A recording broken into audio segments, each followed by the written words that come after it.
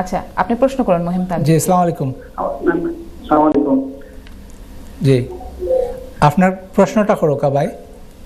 G, thank you. আমার প্রশ্নটা হইল যারা পেনশন আছে, জি মানে হইল পেনশনার আর কি, জি এরা মানে মোটামুটি আমার প্রশ্ন হইল পেনশনার যারা আছে জি এরা আমার পানি দেশের কিটা করতাম, দেশের অবস্থা তো ভালো নয়, দেশের জায়গা করে দিচ্ছা দেখা ইঞ্জিনিয়ার বলো ভালোই বলি। গড় এটা লই থাকি তা আপনি চিন্তা করছেন বাড়া দিবার লাগি না নিজে থাকবা লাগি? না না, আমার তো যে মানে আগে বাড়া মানে যারা তো সরকারে দেয় পয়সা, রেন্টেন সরকারে দেয় আর কি। তখন আমি ওই যে তুলি যেটা এখন তো কমাইছে সরকারে আর কি, চিন্তা করলাম আর কি যে কিটা করতাম, দেশের অবস্থা তো ভালো নাই। জি আচ্ছা, এখন আপনার যদি প্রশ্নটা আপনার বুঝিয়া থাকি, আপনি মানে পয়সা ম্যানেজ করিয়া নাইনি, আপনি চাইরা গড় কিনতা নাইনি, ই গড় আপনি কি তা নিজে থাকুননি না আপনি এটা বাড়াটিয়ারে বাড়া দিবা? না না, আমি বাড়ি থাকবো। ই আপনি বাড়িতে থাকুন, বুঝছি আমি এখন আপনার প্রশ্ন, ঠিক আছে। আমি থাকি না, থাকবো আর কি। আচ্ছা থাকবা, আপনি থাকুন না বা থাকবা, থাকবার ইচ্ছা আর কি, থাকবা লাগে লইতা, ঠিক আছে আমি বুঝছি। জয় জয়, ঠিক আছে, আমি আপনার কোয়েশ্চনের মানে ওভারভিউটা আমি বুঝছি, ইনশাআল্লাহ আমি আনসার দিবার চেষ্টা করবো। আপনি আরেকটি কলার এসেছে, জি জি শিওর কল নেই। শিওর। কলার, আসসালামু আলাইকুম। আসসালামু আলাইকুম কলার, আপনি শুনতে পাচ্ছেন? জি আসসালামু আলাইকুম। কলটা মনে কেটে গেছে, আমরা যে কলটা জি ওয়ালাইকুম সালাম। হ্যালো, আসসালামু আলাইকুম। জি, আপনাকে শুনতে পাচ্ছি। আপনার নাম এবং আপনি কোথা থেকে বলছেন বলে প্রশ্ন করুন। হ্যালো ভাই, আমার নাম সুহেল। জি জি সোহেল ভাই, সোহেল ভাই হুনরাম আপনার মাত খোকা। জি জি, আমি জানতাম স্যার আমার একটা গড় আছে আর কি, আপনার এই যে টাওয়ার আমলেটে যে আপনার, জি বুঝলেন, গড়টা আমার ওয়াইফের নামে বর্তমানে তাই খাম করলাম আর কি। জি আমি স্যার আমাকে রিমর্গেজ কইরা একটা গড় লইবার রাখি আর কি, চেষ্টা করলাম আর কি। এখন আমার ছেলে একটা কাম করে 45,000 বেতন পায় আর কি।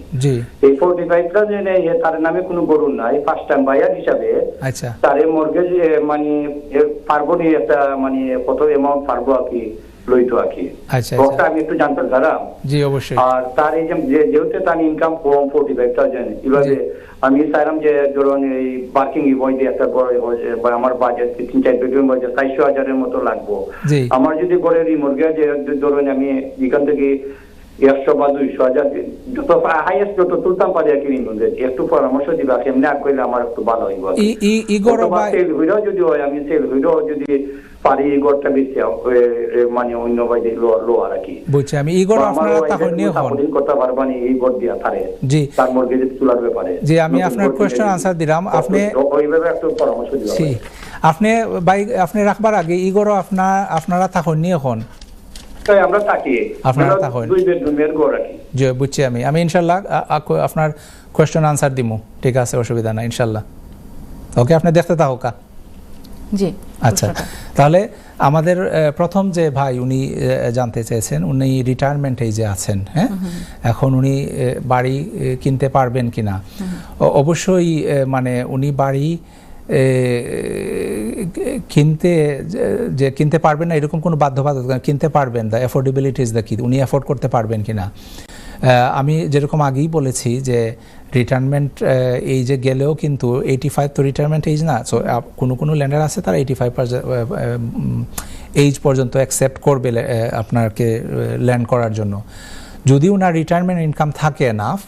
হ্যাঁ, উনি যদি পয়সা ম্যানেজ করে হিউজ অ্যামাউন্ট অফ ডিপোজিট দিতে পারে, ওনার যদি একটা পেনশন ইনকাম থাকে, তাহলে কিন্তু ওনাকে ব্যাংক কিন্তু অ্যাকসেপ্ট করবে। এটা তার ফিনান্সিয়াল অ্যাবিলিটির উপর নির্ভর করে, যেটা উনি পেনশন পাচ্ছেন সেটা কভার করে কিনা, সেটা কভার করে কিনা। ওনার হয়তো স্টেট পেনশন থাকতে পারে, ওনার হয়তো প্রাইভেট পেনশন থাকতে পারে, ওনার আদার সোর্স অফ ইনকাম থাকতে পারে।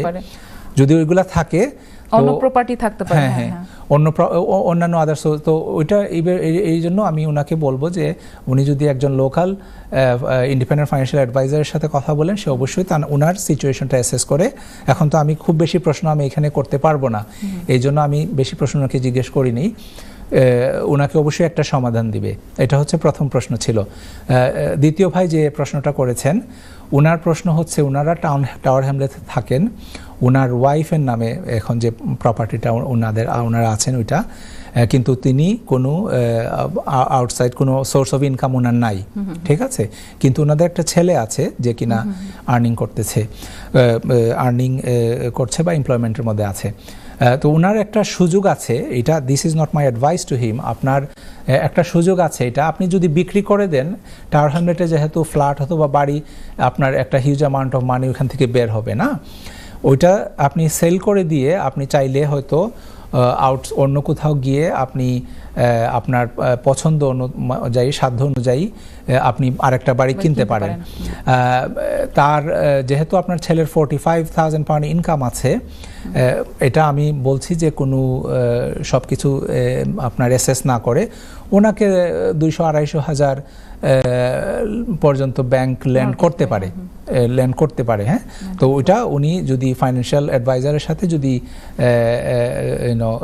কথা বলেন। আচ্ছা, ওনার ছেলের সাথে কি উনি যুক্ত হতে পারবেন? হ্যাঁ, অবশ্যই, এটাই আমি বলছি যে they can sell this property, ওইখান থেকে পয়সা নিয়ে ওনাদের 3 জনের নামেই মর্গেজ কিন্তু হবে। আমি জিজ্ঞেস করিনি ওনার বয়স কত বা ওনার ওয়াইফের, বাট আমরা তো একটা আপনার মার্ক সেট করলাম যে 85 ইয়ার পর্যন্ত, এজ পর্যন্ত আপনার মর্গেজ হচ্ছে। তো চাইলে তারা 3 জনই, যদিও ওনার ছেলে আর্নিং করতেছে, ওনারা হয়তো কোনো আর্নিং করতেছে, চাইলে পারবে। এটা একটা মানে উপায় ওনার। আর দ্বিতীয় উপায় যেটা উনিও নিজে বলছেন যে ভাড়া দিয়ে আমি ওইটা থেকে পয়সা বের করে আরেকটা কিনতে পারবো কিনা, সেটারও কিন্তু অপশন আছে। এটাকে বলে লেট টু বাই ট্রানজ্যাকশন। তো উনি যে বাড়িতে আছেন এখন, ওই বাড়িটা উনি ভাড়া দিয়ে দিবেন, ওইখান থেকে লেট টু বাই মর্গেজ বের করবেন, ওইটা আপ টু 75% পর্যন্ত বের করা যাবে। সো মনে করেন ওনার যে ফ্ল্যাটের দাম I don't know maybe 400,000, right, উনি 300,000 ওইখান থেকে বের করতে পারবেন। আচ্ছা, ঠিক আছে, যদি রেন্টাল ইনকাম ওই 300,000 পাউন্ড কভার করে। কারণ যখন আমরা ভাড়া দেই আপনার একটা প্রপার্টি, ওইটার মর্গেজ কে দেয়? টেনেন্টরাই তো দেয়, তাই না? যে রেন্ট যে আসবে ওইটা থেকে। তো যখন বাই টু লেট প্রপার্টির আপনার অ্যাসেসমেন্ট আসে, অ্যাফোর্ডেবিলিটি, ল্যান্ডাররা সাধারণত আপনার ওই রেন্টাল ইনকামটাই দেখে। তো উনি ওইখান থেকে 300,000 লেট টু বাই হিসেবে বের করে নিলেন, ডিপোজিট উইথড্র করলেন ওনার কারেন্ট হাউস থেকে। এই 300,000 উনি হয়তো আপনার যে অনওয়ার্ড পারচেজ, আপনি বার্কিং উনি বলছেন কিনবেন বা অন্য কোথাও কিনবেন, যদি আপনি 300,000 ডিপোজিট দেন, আপনার 200,000 আপনার ছেলের ইনকামে হয়তো 200,000 দিয়ে দিবে ব্যাংক। সুতরাং আপনি 500,000-এ ওই এলাকায় ভালো বাড়ি হয়তো পেয়ে যাবেন। এবং আপনার ছেলের নামেই যে অনওয়ার্ড যে মর্গেজটা হতে হবে, এটা কোনো কথা না। আপনাদের 3 জনের নামে মর্গেজ হওয়া সম্ভব। আশা করি আপনার উত্তর পেয়েছেন। যদি উত্তর না পেয়ে থাকেন, আপনি যদি ক্লিয়ার না হয়ে থাকেন, আপনি কিন্তু আমাকে মেসেজ করতে পারেন। হ্যাঁ।